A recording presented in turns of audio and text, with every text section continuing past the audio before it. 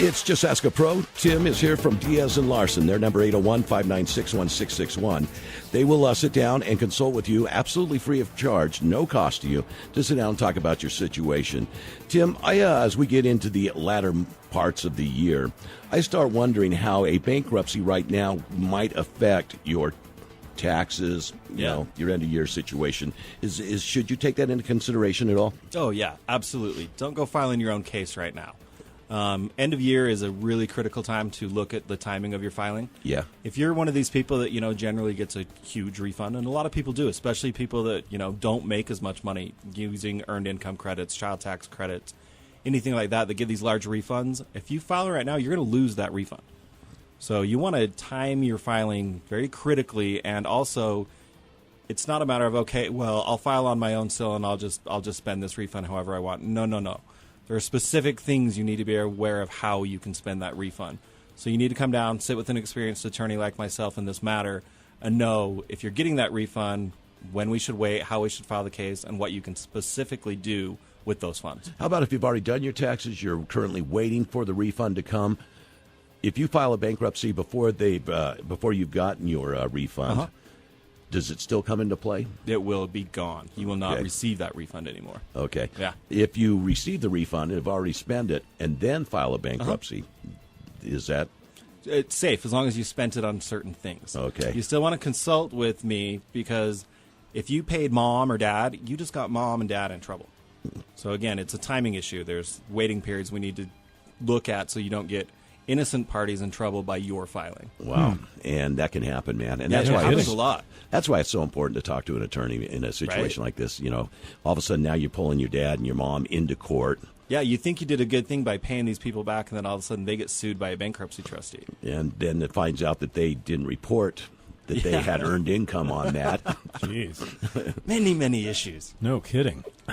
Wow. So being the end of the year, end of the year is it. really critical. Okay. Yeah, this is the time where you really want to talk to an experienced bankruptcy attorney. There's a lot of things that can happen. Okay. Wow, that just, there's so many things that we don't even think about as far as it goes. We'll have in here somebody that does mortgages, and he talks about how if somebody's had a bankruptcy like in the past 2 years, that a lot of times that does not get in the way of buying a house. A lot of times, yeah, definitely not. I mean, he's the expert on that, but I've found a lot of times it helps because there's no underlying debt anymore. Yeah. You're good to go. You can make this house payment now. Yeah, exactly. So, a lot of the preconceived ideas and notions you have about bankruptcy could be completely the opposite and could be wrong. And that's why it's, again, so important to call Diaz and Larsen and find out from a professional bankruptcy attorney what the rules and regulations are. So if somebody's come in to you and filed bankruptcy in the past couple of years, can they still come to you and you'll help them walk them through getting a house or whatever they need to do? I'm not a mortgage lender or anything like that. No. I mean, when you, if they've had an issue, if you're my client and you want to know what the issues are and things like that, absolutely. Okay. I just meant in the situation we were just talking about. Yeah, and I have clients all the time that will call and they've received their bankruptcy discharge and now it's a year or two after and they're buying a home. And most of the time it's a simple question of, hey, I lost my paperwork. Oh, okay. Because they're going to need their discharge paper and a list of every creditor they listed in their bankruptcy. And that's so easy for me to get you if I've represented you. I can email you PDF documents instantly, and that's almost all the time what I do. And do you need to get an okay from the courts at all after that Not situation? after your case is closed. Okay. No, you're good to go. Oh, that's cool. I thought you would. Nope. See. If your case is closed, you can live your life. Wow, how crazy is that? I'm just going by people I know that have filed bankruptcy, that have come and talked to you, that have then come and talked to us and said, I can't believe what a difference my life is now, compared to what it was 2 months, 6 months before I went in, because I was, and in most people's mind, they're like, no, this is my debt. I borrowed this money. I put this money on a credit card. I bought this car, whatever it is. And to them, it's like my responsibility is to pay for it. I have to.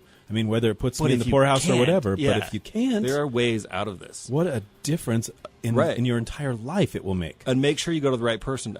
Just on my way in here today to meet with you guys, I ran into a person that knows I'm on the show. And he said, you represented my buddy, and it went so quick, and everything was so seamless, and now he's able to go borrow money to get a car, and I'm still stuck in the situation I filed before him. Wow. But he didn't use me. Oh. And so, I mean, he's seriously in limbo and is taking forever, where his buddy is now out there, living a good life and just happy. Gotcha. And that, I guess, would be the big misconception about bankruptcy, because before I ever started talking to you, I thought if you declared bankruptcy, your life was ruined. Yeah, it's your so financial not. life. No. It actually, it almost all the time really helps in the end, because you don't have that debt anymore. You can go out there and really qualify for a home, and not only qualify to get the loan, but afford the payments. Yeah. Which is the key thing. You don't have those underlying debts. Right. Which, again, is what I think is so important, that if you're in a situation where you're a cat chasing your tail, right, and you just every month are making payments on all your bills and not getting anywhere, especially if you have like credit card debt and you're not seeing it decrease because you're just basically paying the interest on it. Yeah. And you're going, oh, my God, I just can't keep doing this anymore because it's preventing me from.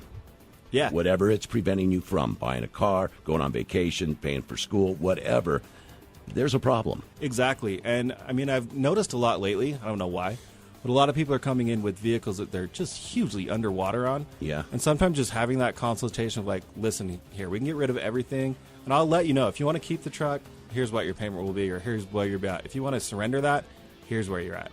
And a lot of time it's just that second opinion of somebody saying, you know what, buddy, you can't afford this vehicle. Yeah. You can go out and get something reasonable and be just as happy. But if you're, I mean, rule of thumb, if your car payment's more than your house payment, you might want to reconsider. Yeah. So. Oh. Oops. What's your number again? Oopsie-daisy. I wish.